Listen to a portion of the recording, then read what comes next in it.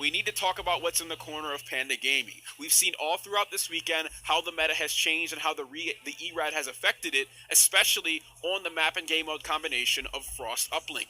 Fastballer on the side of Panda Gaming should be able to do some damage. Splice, you're going to be looking at Josh as well, and just bringing up fastball, like you said, with that ERAD is going to be very lethal. Maybe see Profizi bring it out as well. I mean, it's seen all weekend long. Frost is the team and the map where a lot of people are really starting to bring out those submachine guns. They realize how useful it can be, especially with the fire rate of that ERAD. We're seeing a little bit of a change here on the rig draft in this match. We're going to see the Centurion going over the side to Panda Game. It's going to be Pemby running that. Then Jerd is actually going to opt to go with the FTL, and someone to bring up too that's notable.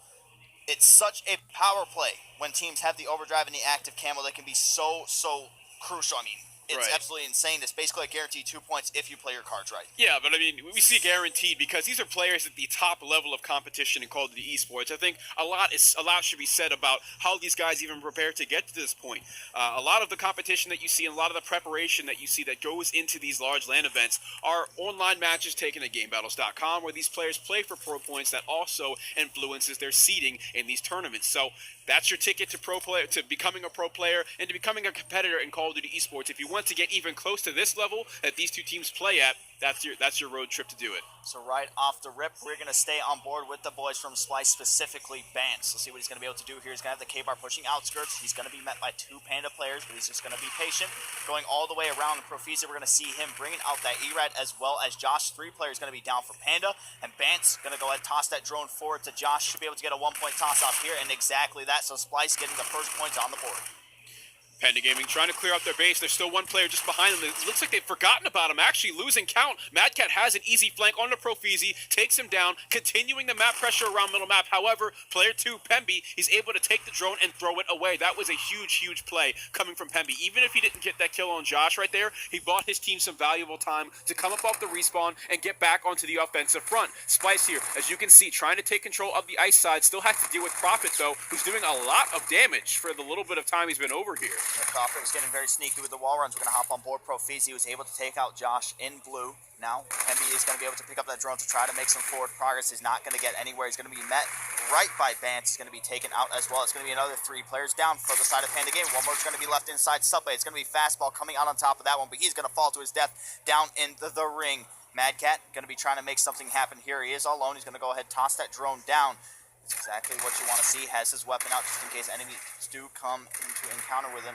See what he's going to be able to do here. Picks up that drone. It's going to be met by one player behind him. It's going to be Prophet, but then the swarm of Panda players does come in. Jerd is going to be the last player left alive. Let's see if Panda is going to be able to make any forward progress with the drone. All right, so Panda Gaming, understanding that Mad Cat was left alone, not quite sure what happened with the communication of Splice right there, leaving him so alone. 4 players die on the side of Panda Gaming. The 1-point play still comes in regardless. So Splice, I don't know what happened with them for the last 30 seconds. It just seems like the coordination might have been a little bit off with something within their communication, I think. Definitely Mad Cat's going to be left last alive again. The Panda players are going to start to try to push this drone through the sub-bay area. Prophet is going to be in control of it. Going to go ahead and toss it forward for yardage, but Jerd is going to be there to get the big 2-piece to get that stop for the side of Splice.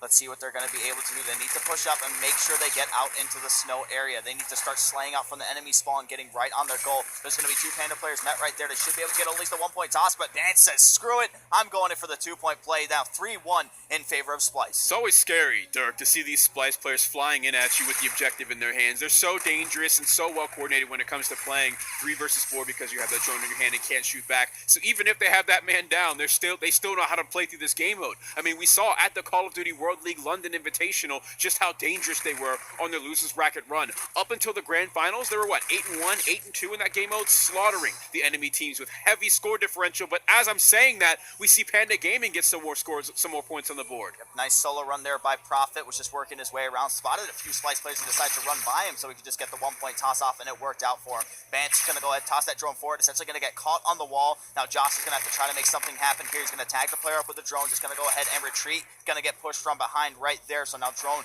going through complete control to Panda Gaming. Prophet going to go ahead and just throw that one down. perfectly fine with just sitting here waiting. The wall run is going to be coming into play, though, and that is going to be Jerry's going to pick up a nice two-piece that slows down the Panda attack. Now it's left up to Profizi and Fastball to try to make something happen. Profizi going to go ahead, hit out the outside wall run. He's going to have Fastball go first for bait, just to try to get a one-point toss off. Is it going to go in? Yes, it does. No, it's going to be intercepted by Bance. Swats it out of the sky. That's Bance with the interception, stopping a one-point play that could have tied this game up. So now it's Splice's turn. They find 2 kills, drone control, and it's being pathed over towards the ice road. However, with the way that they're set up, we're going to see Panda Gaming spawning right in front of him. They should be able to stop this very easily. That they do. He can't even get a throw off in the air. Mad Cat coming through for the trade kill. Panda Gaming, though, realizes this and goes back for an interception of their own. 1 minute remaining, Dirk. Help me follow this action. See, this is perfect uplink, because when you see so many players flying through the sky trying to get those interceptions, and now we're seeing interceptions from both sides on Splice and on Panda Gaming. Profizi is going to be in control of the drone. He's going to toss that one forward, try to get some yardage going, but the Splice players are going to be there to try to stop it. It's going to be Bance getting a huge two-piece to shut that down. 38 seconds left. Looks like Splice might be able to try to get a one-point play out of this one. Player we need to watch is going to be Bance. If he's able to get into the enemy base and start to slay out, things can look very, very good for them. Was on a 2-kill streak, did end up getting shut down. Drone is still going to be in the base. And it looks like it's just probably going to end 3-2 unless Panda can get something happening, trying to hit this outer wall run, tossing it up for yards once again. Going to be met by the side of Splice. Let's see if they're going to be able to get another defensive stop. This is going to be the last play we see with the drone. The wall run starting to happen here. Actually, it's going to fall. No, almost falls off of the map.